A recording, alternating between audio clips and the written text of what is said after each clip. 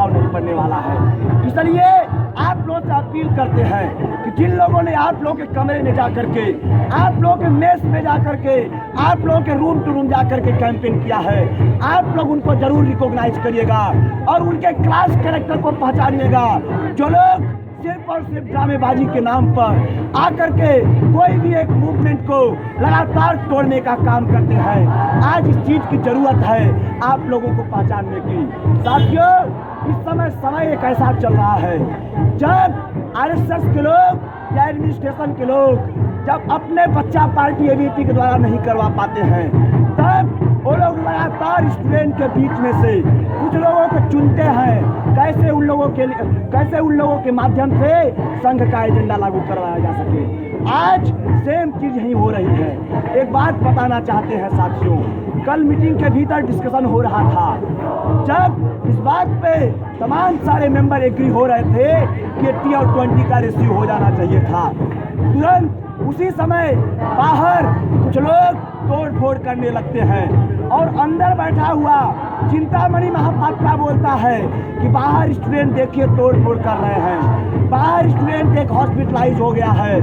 हर खबर हमारे चिंतामणि महापात्रा रेक्टर को बाहर की अंदर मिल रही थी और बाहर की खबर अंदर में मिल रही थी। आखिर ये कौन सा नेक्सस चल रहा है, इस चीज को आप लोग जरूर पहचानिएगा।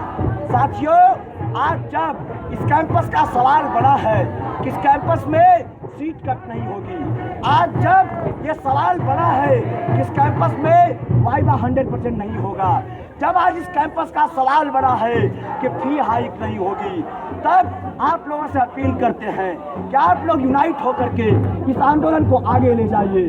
साथियों, कुछ लोग इस बात को बोल रहे हैं कि जेएनयू ब्राह्मणिकल है, जेएनयू में कोई सोशल जस्टिस की पॉलिसी नहीं लागू होती है, तब आप लोग उनसे सवाल करिएगा एक बात का, इस कैंपस में 2007 से लेकर के 2012 तक लगातार ओबीसी रिजर्वेशन को इम्प्लीमेंट करने की लड़ाई लड़ी गई है।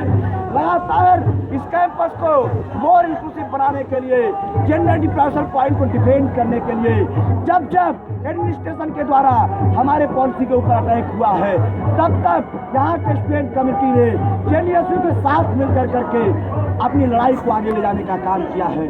साथियों, इस चीज को हम लोगों को मानना होगा कि आज समय कुछ दूसरा प्रकार का हो रहा है। एक तरफ अमेरिका के अंदर ट्रंप का उदय हो रहा है, तो दूसरी तरफ इस देश में मोदी जैसे लोगों का उदय हुआ है।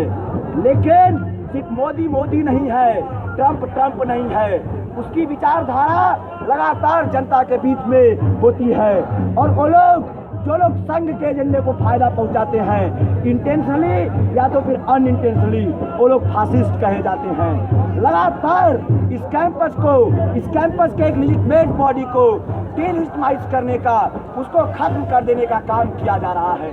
आप लोग इस कैंपस में कई सारी यूनिवर्सिटीज से आते हैं, आप लोग खुद जानते हैं कि बाकी यूनिवर्सिटीज के अंदर वहाँ के यूनियन का क्या हाल है।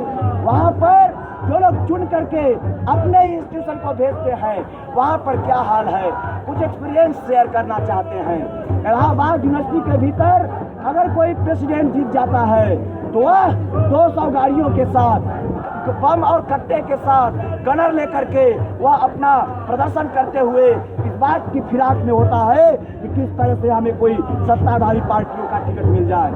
पीएचयू के अंदर जहाँ पर आज वहाँ पर छात्र संघ बैन हो गया है, वहाँ पर भी क्या होता था, वहाँ पर गोलियां चलती थी, बम चलता था, हत्याएं होती थी। इस तरीके से वहाँ पर राजनीति को और छात्र संघ का ये पैमाना बनाया गया था। लेकिन उसी के पैरेलल जेएनयू में एक छात्र संघ का मॉडल था। जब 90 के दशक में ये कहा जा रहा था कि पूरी दुनिया में एक मात्र आइडियोलॉजी की जीत हो गई है, आप लोग मान लीजिए कि प्राइवेटाइजेशन ही सच है। जब इस कैंपस में प्राइवेटाइजेशन को लाया गया था, इस कैंपस को बेचने का काम किया जा रहा था, तब उसी समय लेफ्ट पार्टीज के लोगों ने खड़ा होकर के कहा था कि एजुकेशन हमारा फंडामेंटल राइट्स है और हम लोग इसको लेकर के रहेंगे। और इस सरकार के मंसूबे को 90s के दशक में यहाँ के छात्र समुदाय ने डिफीट करने का काम किया था। उस चीज को आज हमें रेड सल्यूट और इस नगर को याद करने की जरूरत है। साथियों, 10 साल के बाद 1983 में जब डिप्लॉयमेंट पॉइंट को बंद कर दिया गया था, तब यहाँ के स्टूडेंट कम्युनिटी ने लड़ करके इस चीज को इंश्योर कराया कि आपको जेंडर डिप्लॉयमेंट पॉइंट को देना होगा, आपको रीजनल डिप्लॉयमेंट पॉइंट को देना होगा, और जो लोग बैकवर्ड कास्ट से आते हैं आपको उनको बैकवर्ड कास्ट का डिप्लॉयमेंट पॉइंट देना होगा। और साथियों, इस चीज को लागू करवाया जाता है और इसका परिणाम जेएनयू में 2005 तक 20% से ज्यादा स्टूडेंट ओबीसी कम्युनिटी से इस कैंपस में आने लगे थे। लेकिन जब 2006 में रिजर्वेशन को लागू किया जाता है, उसके बाद फिर से पूरी ये मंशा होती है एडमिनिस्ट्रेशन की कि किस तरीके से ओबीसी रिजर्वेशन को कर्टेल कर दिया जाए, खत्म कर दिया जाए। उसके बाद फिर जेएनयू के नेतृत्व में एक लगातार लड़ाई लड़ी गई और इस कैंपस में सही कट ऑफ क्राइटेरिया को इम्प्लीमेंट करके ओबीसी रिजर्वेशन को सही से लागू करवाया गया। साथियों, बार बार कहा जाता है कि हम लोग इतिहास को गिनाते हैं, इतिहास को जरूर गिनाया जाएगा, क्योंकि अगर हम लोग यहाँ पर राजनीति करते हैं तो इस स्पार्टाकस से हम लोग वो इंस्पिरेशन को लेते हैं। हम लोग अपना इंस्पिरेशन भगत सिंह से लेते हैं, बिरसा मुंडा से लेते हैं और तमाम सारे साथी जिन्होंने शहादत दी है, जिन्होंने इस देश को बनाने के लिए शहादत दी है, वहाँ से हम लोग अपना इंस्पिरेशन लेते हैं और राजनीति करते हैं। और जब जब जरूरत पड़ेगी तब तक हम लोग उनके संघर्षों को याद करेंगे। इसलिए हम लोगों को इतिहास को बार बार कहने की जरूरत है। अगर हम गैरियानों के शब्दों में कहें तो history never says goodbye, history says see you later. तो हम लोग मिलते हैं फिर से इस बात को कहने के लिए कि सोशल जस्टिस की लड़ाई कोई खैरात की चीज नहीं होती है, सोशल जस्टिस की लड़ाई कोई एडवेंचरिज्म नहीं होता है, जो वही हीरोगिरी नहीं होती है, कोई फिल्म की शूटिंग नहीं होती है। इस बात को कहना पड़ेगा।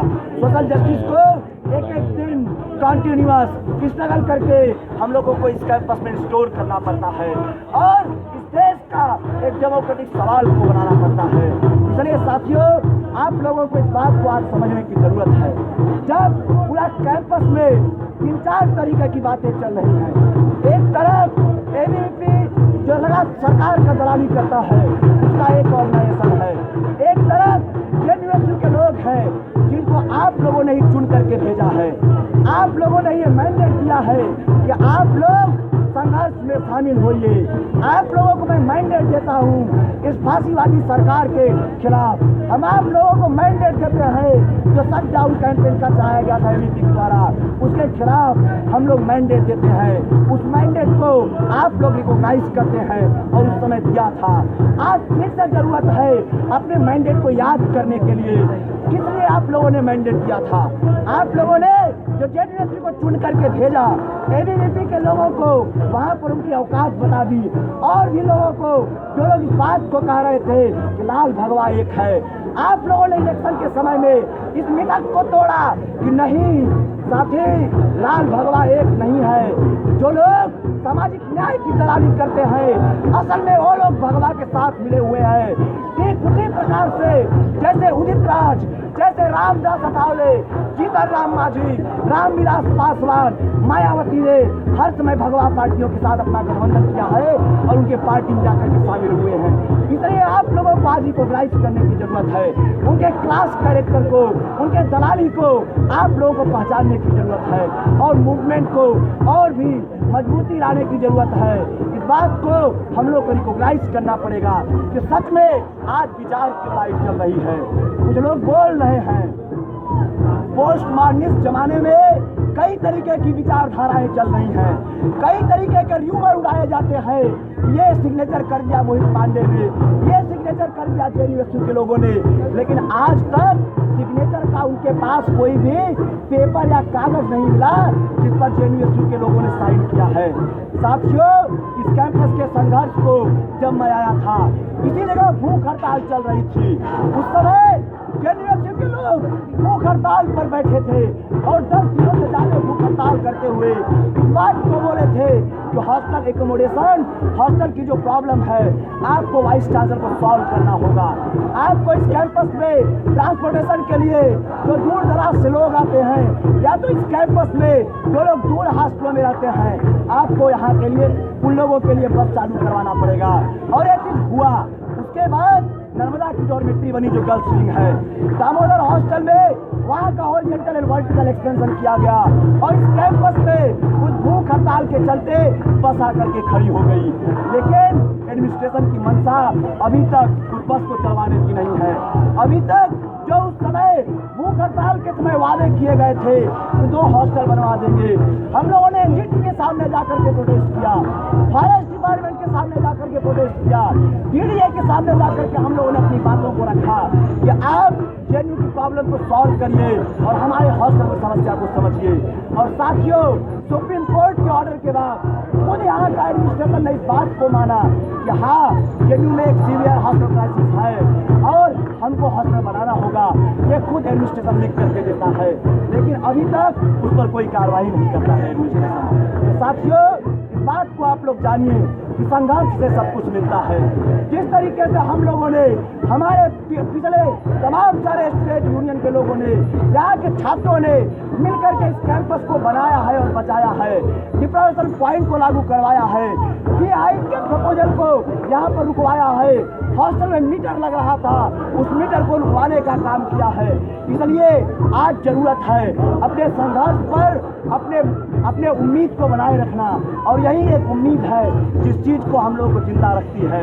और हम ब्रेख्त के बातों में कहें, शब्दों में कहें तो ब्रेख्त ने एक बात कही थी कि मत भूलो कि अगर तुम यहाँ बैठ सकते हो तो इसके पीछे कुछ लोगों ने शहादतें नहीं दी थी, वो खून बहा था साथियों। आज यहाँ पर जब हमारे तमाम सारे साथियों ने लड़ करके इस कैंपस को बनाया है, तब इस कैंपस को बचाने की और इस कैंपस को और भी आगे ले जाने की जिम्मेवारी आज हम लोगों के ऊपर पड़ती है।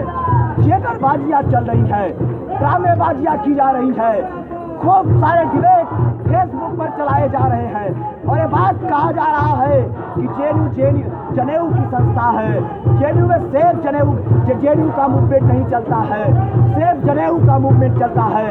आप लोग इस बात का करारा जवाब दीजिए।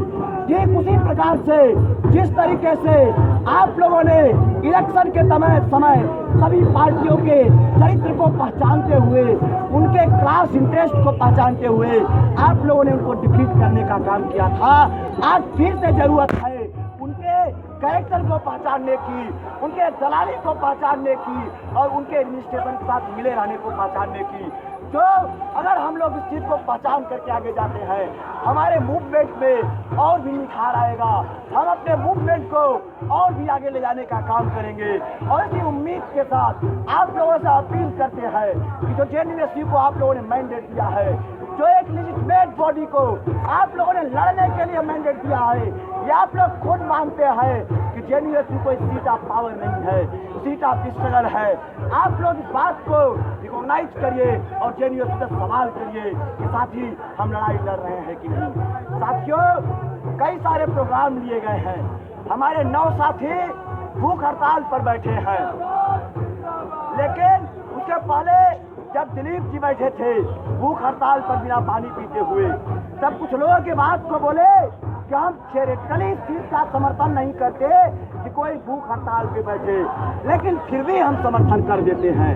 यह तो पूरी तरीके से ऑक्सीमोरन बातें हैं। वो लोग जो लोग इस बात को कहते हैं कि हम भूख हड़ताल को नहीं मानते, वो लोग कैसे किसी को समर्थन कर सकते हैं? शायद उन्होंने इतिहास को नहीं पढ़ा है। भूख हड़ताल के बारे में बोलते हैं क्या गांधीयन तरीका है, तो थोड़ा सा इतिहास को याद करते हैं। जेल के अंदर भगत सिंह ने 30 दिन से ज्यादा भूख हड़ताल किया था। उसी जेल के भीतर जतिन प्रसाद ने 60 दिन से ज्यादा भूख हड़ताल करके उस भूख हड़ताल के स्पिरिट को, उस क्रांतिकारी एक विरासत को जिंदा किया है। और इस कैंपस में लगातार जेएनयू के लोगों के द्वारा और भी तमाम सारे साथियों के द्वारा उस क्रांतिकारी भूख हड़ताल मोड ऑफ प्रोटेस्ट को अपनाते हुए इस कैंपस को बचाने का काम किया है। इस बात को आज हम लोगों को रिकॉग्नाइज करने की जरूरत है। साथियों, कई प्रकार की डिबेट चल रही है। ठीक उसी प्रकार से जब 90 के दशक में यह बातें कही जा रही थी कि लेफ्ट तो बीते दिनों की बातें हैं, लेफ्ट तो जाति को नहीं समझ पाया है, लेफ्ट तो भारत में कुछ नहीं कर सकता है, तब इस कैंपस के लोगों ने खड़ा होकर के इस बात को कहा था कि देयर इज अल्टरनेटिव, है अल्टरनेटिव, लेफ्ट का अल्टरनेटिव है, और इस कैंपस में चुन करके लेफ्ट के पैनल को जिताया था, न कि इस तरह के तमाम सारे डिविजनल फोर्सेस को जो लोग संघ की दलाली, पूंजीवाद की दलाली करते हैं, उन लोगों को नहीं जिताने का काम किया था। बिहार इसका एक क्लासिकल उदाहरण है। 90 के दशक में जब इस बात को कहा जा रहा था कि लेफ्ट तो खत्म हो गया, इस देश में सिर्फ दो प्रकार की धाराएं बची हैं, एक कम्युनल फासिस्ट आरएसएस की राजनीति और एक करप्ट नवउदारवाद की राजनीति करने वाले, सामाजिक न्याय का ढिढोरा पीटने वाले लालू नीतीश मार्का के लोग। जब इस बात को कहा जा रहा था तब 90 के दशक में आईपीएफ ने खड़ा होकर के, लेफ्ट के लोगों ने खड़ा होकर के इस बात को कहा था कि नहीं साथी, कोई भी आप दलाली कर लीजिए, जब तक इस देश के मटेरियल समस्या को नहीं बदला जाता, जब तक इस देश के प्रोडक्शन लीडरशिप को नहीं बदला जाता, तब तक इस देश में कोई भी क्रांति संभव नहीं है। और इस बात को बिहार की जनता ने प्रूव किया और चुन करके लोगों को, वामपंथ को आगे ले जाने का काम किया है। इस बात को आप लोगों को याद करने की जरूरत है। आज जेएनयू के कैंपस में थोड़ा सा शर्म के साथ इस बात को कह रहे हैं, ये एक 20 साल पुराना डिबेट चल रहा है, 20 साल से भी पुराना डिबेट आज इस कैंपस में लाने की कोशिश की जा रही है। एक बात याद आती है, अगर ये कुछ लोग कहते हैं कि लेफ्ट के लोगों ने जाति नहीं समझ पाई, तब पूरे दुनिया भर के अंदर क्यों लेफ्ट के लोगों को मार्जिनाइज किया गया? हो सकता है कि चलिए एक समय के लिए हमने माना कि इस देश में लेफ्ट के लोगों ने यहाँ की प्रॉब्लम को रिकॉग्नाइज नहीं किया, तो दुनिया के लेफ्ट के लोगों ने क्या किया? आखिर वो लोग, उन लोगों को क्यों मार्जिनाइज करने का काम किया जा रहा है? इस बात को आप लोग जब सवाल पूछेंगे तो उनके पास कोई जवाब नहीं है। लेकिन हम लोग इस बात को बार बार कह रहे हैं कि हाँ, लेफ्ट ही सही है। और क्यों सही है? क्योंकि वह किसी भी समस्या का एक मटेरियल और साइंटिफिक एनालिसिस कर करके उस चीज को लागू करने का काम करता है, और इस कैंपस में लागू किया है। कास्ट डिप्राइवेशन पॉइंट को लेकर के, जेंडर डिप्राइवेशन पॉइंट को लेकर के, फी हाइक को रुकवा करके, इस बात को हम लोग को मानना पड़ेगा। ठीक इसी दिल्ली में कई सारे इंस्टीट्यूशन है, बगल में जामिया है, आपके बगल में टीयू है, जहाँ पर आप लोग फीस स्ट्रक्चर को पूछ लीजिएगा। वहाँ पर जेएनयू से अगर हम कंपेयर करें तो 10 गुना, 20 गुना, 100 गुना ज़्यादा फीस को वसूला जाता है छात्रों से। लेकिन टीयू से मात्र 20 किलोमीटर की दूरी पर जब यहाँ पर जेएनयू के स्टूडेंट वहाँ जहाँ पर जब फी हाइक का प्रपोजल लाया जाता है, तब उस चीज़ को डिफीट करा करके अपने आंदोलन को और एक एजुकेशन की फिलॉसफी को जिंदा रखने का काम करते हैं कि एजुकेशन कोई कमोडिटी नहीं है, उसको आप बेच नहीं सकते हैं। साथियों, पिछले साल जब ऑक्यूपाई यूजीसी का मूवमेंट चल रहा था, उस समय भी तमाम सारे डिबेट को चालू किया जा रहा था। ये बात को कहा जा रहा था कि आप ऑक्यूपाई यूजीसी करके कौन सा तीर मार लेंगे, नॉन नेट फेलोशिप तो बंद हो गई है, वो बंद ही रहेगी। लेकिन इस देश के नौजवानों ने आकर के दिल्ली की सड़कों पर अपने नारे को बुलंद करते हुए इस बात को कहा था कि जो WTO का मिनिस्ट्रियल कॉन्फ्रेंस होने वाला था, जिसके भीतर निर्मला सीतारमण जाकर के इस बात को कहने वाली थी कि एजुकेशन आपका एक कमोडिटी हो चुका है, आइए इस देश में व्यापार करिए, आइए इस देश के एजुकेशन इंस्टीट्यूशन, इस देश में इस एजुकेशन इंस्टीट्यूशन को खोलिए और एजुकेशन को लूट लीजिए। तब इस देश के नौजवानों ने दिल्ली की सड़कों पर रैलियां करके इस बात को कहा कि WTO गो बैक, एजुकेशन हमारा एक फंडामेंटल राइट्स है और इस चीज़ को हम लोग लेकर के रहेंगे। और हमारा नॉन नेट फेलोशिप को इस कैंपस में लागू कर, अभी तक लागू है और पूरे देश में वो चीज़ लागू है जो आज हम लोगों को मिलती है। साथियों, 55% बजट कट किया गया था पिछले साल। उस समय कोई भी इस चीज को उठाने नहीं आया था कि 55% बजट कट किया गया है। लेकिन उस समय भी लेफ्ट के लोगों ने दिल्ली की सड़कों पर इस बात को कहा कि आपको शिक्षा का बजट बढ़ा करके, एजुकेशन का बजट बढ़ा करके 10% करना होगा। इस चीज को नारा दिया और लगातार कई बार दिल्ली की सड़कों पर लाठियां खाए हैं। इस चीज को रिकॉग्नाइज करने की जरूरत है। इसलिए आप लोगों से अपील करते हैं कि आप लोग ये जो लंबी एक लड़ाई आज छिड़ी हुई है, हर एक कैंपस के भीतर जो एक वार जोन बना देने का पूरा एक प्रक्रिया चालू किया गया है आरएसएस के द्वारा।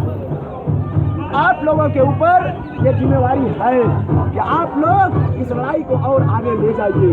और एक उम्मीद है, जो पास भी कहते थे कि सबसे खतरनाक होता है हमारे सपनों का मर जाना। तो आज हमें अपने सपनों को जिंदा रखने की जरूरत है और अपनी लड़ाई को मुकम्मल अंजाम तक ले जाने की जरूरत है। इसलिए आप लोग जेडीएसयू के साथ बने रहिए और संघर्ष में हिस्सेदारी लीजिए। कल MHRD पर हम लोग एक मार्च को लेकर के जाएंगे, एक प्रोटेस्ट करने के लिए जा रहे हैं और इस बात को बताने जा रहे हैं प्रकाश जावड़ेकर को कि आप ये जो फर्जी नोटिफिकेशन लाए हुए हैं गवर्नमेंट ऑफ इंडिया लिख करके, आपको इसको वापस लेना पड़ेगा क्योंकि एजुकेशन हमारा फंडामेंटल राइट्स है। अपनी बात को कहते हुए एक बात कहते हुए खत्म करना चाहता हूँ, जिसको आप लोग इस कैंपस की दीवारों पर लिखा हुआ पाते हैं कि operation is your privilege but protest is our right. इस चीज को आप रोक नहीं सकते हैं और हम लोग प्रोटेस्ट को करेंगे।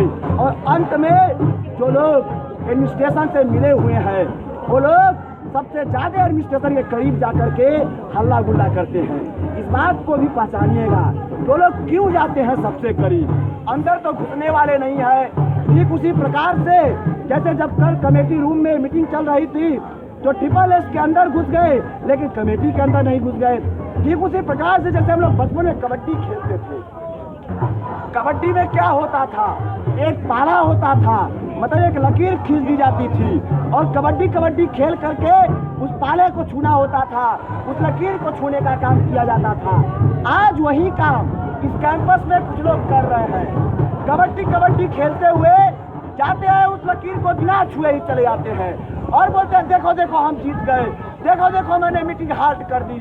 और फिर देखिए जब मैच रेफरी इस बात को कहता है कि आपने तो छू दिया, तब वो लोग कहते नहीं हमने तो नहीं छुआ, क्योंकि ये छूने से क्या होता है, हम लोग खेलते थे कबड्डी तो जो खिलाड़ी होता था वो मर जाता था, मतलब उसको बगल में बैठा दिया जाता था कि अब तुम नहीं खेलोगे। आज वही इस कैंपस में करने की कोशिश की जा रही है। पूरे मूवमेंट को मजाक बना करके रख दिया है कुछ लोगों ने। इस बात को आप लोगों को पहचानने की जरूरत है। बार बार जब जेडीएसयू के लोग उस मीटिंग में बैठ करके आपके एजेंडे की बात करते हैं, इस कॉमन स्टूडेंट के मेजॉरिटी ऑफ स्टूडेंट के इंटरेस्ट की बात करते हैं, तब कुछ लोग किस तरीके से आप लोगों के इंटरेस्ट को खत्म कर दिया जाए, किस तरीके से आप लोगों के हित में जो फैसला लिए जाने वाले हैं उसको रोक दिया जाए, ये करने के लिए एडमिनिस्ट्रेशन से मिल करके ये लोग काम करते हैं। इस चीज को रिकॉग्नाइज करने की जरूरत है। कल यही काम करने के लिए ABVP के भी लोग आए हुए थे। वो लोग क्या किए, 5-6 लोग थे, नारा देते देते गिर पड़े और जानबूझ करके उन्हीं के साथ ही बोल रहे थे कि भैया आप हंगर स्ट्राइक पे बैठे हैं, नारा मत दीजिए, कुछ हो सकता है। लेकिन कंप्लीट एक पूरा प्लॉट खींचा गया था कि हम नारा देंगे और वहां पर गिरेंगे और एक लगातार एक सिचुएशन क्रिएट हो जाएगी आयोग की और अंदर चिंतामणि महापात्रा को मैसेज भी कर देंगे कि एक स्टूडेंट बीमार हो गया है, इसलिए हम बहुत वरीड है। ये बात को चिंतामणि महापात्रा बोलते भी हैं, बहुत अजीब गरीब घटना है। इस बात को आप लोग जान लीजिए कि वहां पर जा करके 8-10 लोग नारा देकर के गिरने का पूरा प्री प्लान किया गया था। सेम उसी प्रकार से जो लोग ढपलीबाजी कर रहे हैं, जो लोग थिएटरबाजी कर रहे हैं, जो लोग आज अपने को सबसे ज्यादा दलितों का हक मारने वाले लोग हैं, जो सबसे ज्यादा सामाजिक न्याय को दमन करने वाले लोग हैं, आज वो लोग एडमिनिस्ट्रेशन के साथ मिलकर के इस बात को कह रहे हैं कि आज हम लोग सामाजिक न्याय की लड़ाई लड़ रहे हैं। आप लोग याद करिए 90 के दशक में यही बात लालू यादव ने बोली थी। लालू यादव जब वहां पर सरकार बनाते हैं तब बथानी टोला में जा करके रणवीर सेना के लोगों ने 57 लोगों को हत्या कर दी थी। वहां पर गर्भवती महिलाओं को पेट से निकाल करके हवा में उछाल करके उसको काटा जाता था और ये बोला जाता था कि लोग पैदा होकर के नक्सली बनेंगे, इसलिए इनकी हत्या की जा रही है। और आज नाजायज औलाद बोलते हैं, ये बोलते हैं कि मार्क्स की नाजायज औलादे।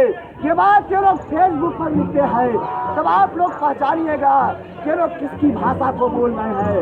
ये लोग वही रणवीर सेना की भाषा को बोल रहे हैं जो लोग 90 के दशक में पूरे बिहार के अंदर आतंक मचा करके रखा था, दलितों का नरसंहार किया था, पठानी टोला के अंदर, लक्ष्मणपुर के अंदर, मियापुर के अंदर, शंकर बिहार के अंदर, उन लोगों को आज पहचानने की जरूरत है। साथियों, ये सब चीजें जो हुई है, जो लोग सामाजिक न्याय का नारा देते थे, उनके शासनकाल नारा देकर के आए थे कि हम एम्पावर करेंगे लोगों को, लेकिन आने के बाद लगातार सामंती ताकतों से गठजोड़ करके वहाँ के दलितों का नरसंहार किया गया, वहाँ के आम जनता को हक को मारा गया, वहाँ पर लगातार फांसीवाद को बढ़ाने का काम किया गया। इस बात को हम लोगों को जानने की जरूरत है। इसलिए आप लोगों से अपील करते हैं कि आप लोग देखिए कि पूरे देश के अंदर क्या चल रहा है, बिहार के अंदर क्या चल रहा है। नीतीश लालू की सरकार है, ग्रांड अलायंस बनाया गया था, महागठबंधन बनाया गया था कि हम फांसीवाद को हराएंगे, सामाजिक न्याय को लाएंगे। चलिए, हमने माना कि आप फांसीवाद को हरा करके लोकतंत्री आप सामाजिक न्याय को ला रहे हैं, लेकिन आपके आने के बाद बिहार के अंदर क्या होता है? बिहार के अंदर जो लोग लाल झंडे की राजनीति करते हैं, एक के बाद एक लोगों की हत्या कर दी जाती है। Comrade Ramnaresh Ram, comrade Satyanarayan Ram, comrade Garo Paswan और कॉमरेड सत्यनारायण यादव की हत्या कर दी जाती है। यह बात एक के बाद एक की जाती है। इस बात को हम लोगों को जानने की जरूरत है। साथियों, बिहार के अंदर वैशाली डिस्ट्रिक्ट में एक कक्षा 10 की जो लड़की थी, वह पढ़ाई करने के लिए गई थी, उसके साथ रेप किया जाता है, उसके बाद मर्डर कर दिया जाता है। तब आज हम लोगों को जानने की जरूरत है, जब वहाँ पर कुछ साथी न्याय की मांग करने के लिए जाते हैं तो उनके ऊपर लाठियां बरसाई जाती है, उनके माँ के ऊपर, टीका की माँ के ऊपर दबाव बनाया जाता है कि 8 लाख रुपया ले लीजिए और अपना केस वापस ले लीजिए। तब साथियों, वो लोग जो सामाजिक न्याय की बात करते हैं, दलाली करने का काम करते हैं, उनको पहचानने की जरूरत है। आप लोगों ने बिहार के अंदर पहुंचाना है, आज इस कैंपस में भी पहचानने की जरूरत है। यूपी के भी लोग पहचान रहे हैं कि आरएसएस को कौन बढ़ावा दे रहा है, कौन लोग मुजफ्फरनगर का दंगा करवाया था, कौन लोग हासिमपुरा के हत्यारों को संरक्षण दे रहा है, कौन लोग पठानी टोला के अंदर जो लोग मारे गए थे, जो लोग मारने वाले थे, उनको संरक्षण देने का काम किया जा रहा है। आज याद करने की जरूरत है और उनके चरित्र को पहचानने की जरूरत है। इसलिए आप लोगों से अपील करते हैं कि आप लोग रिले हंगर स्ट्राइक में अपना नाम लिखाइए और इस डिसिसिव लड़ाई को एक निर्णायक लड़ाई लड़िए और इस बात को एडमिनिस्ट्रेशन को बताइए।